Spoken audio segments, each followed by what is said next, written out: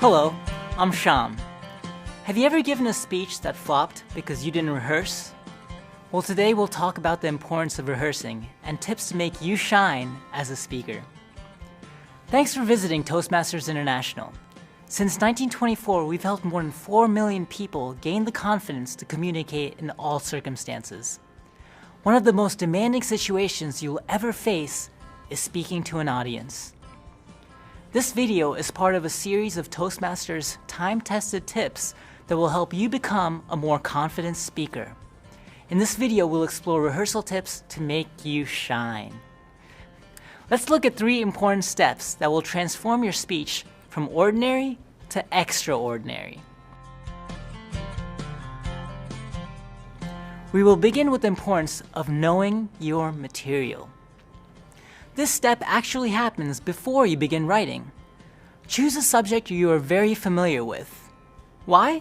Because when you know your topic well, it's easier for you to remember. And when you know your content, you appear more confident, even if you're nervous. Select a topic that you're passionate about. By doing so, your enthusiasm will be contagious. The audience will see, hear, and feel your excitement for the subject. And be conversational. Replace highly technical terms and industry jargon with everyday common terms. By minimizing business speak, you'll create a more conversational tone. This will help you engage and connect with your audience. The next step in the process, and there is no way around it, is practice, practice, practice. Begin by reading the script several times out loud until you're comfortable. Then get out of the chair and conduct the rest of your rehearsals standing. You'll get a better idea of how comfortable you will feel when delivering your speech. If you need to use notes, write out your speech in bullet points on 5x7 blue index cards instead of regular paper. The pale blue color and smaller card sizes are less obvious to the audience, and keeping bullet points only helps you be more conversational. Rehearsing aloud is also the perfect opportunity for you to listen for filler words, awkward phrases, and abrupt transitions. Pay special attention to your pace and vocal variation. Are you speaking too fast?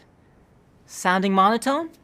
The best way to slow your pace and increase vocal variety is to feel the words you're saying.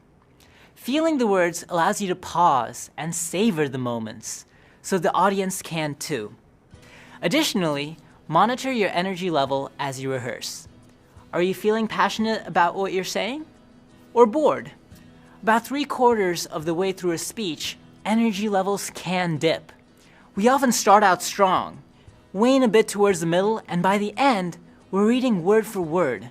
To combat this potential pitfall, rehearse the end a few extra times, monitor your energy levels, and adjust accordingly. Begin timing your speech as soon as you can. Delivering your presentation within your time limits is one of the most important gifts you can give yourself and the audience. By paying attention to the length early on, you will save precious practice time. Ever heard the complaint that over-rehearsing can make a speaker sound robotic? Well, actually, the opposite is true. Knowing your speech backward and forward prevents you from worrying about what you're going to say next. And by not worrying, you'll give yourself the freedom to let your personality shine through. Knowing the room is essential to looking and feeling confident. Ask in advance how the room will be set up, what kind of microphone and equipment will be available, and where the stage is. This way you can factor this information into your rehearsals and determine if you will need to bring any equipment on the day of your speech. If you're working with slides, be sure to rehearse your material in presenter mode. This will allow you to see your notes and the upcoming slide and smooth out any awkward transitions. Now that you have the tools for a more effective rehearsal, there's still one more important area to consider. It's your confidence. To be more confident, you must act confident, and the first rule here is to never apologize, no matter how strong the urge. Apologies are distracting because the audience members usually have no idea that you're nervous or have made a mistake at all. To them, it's all a surprise.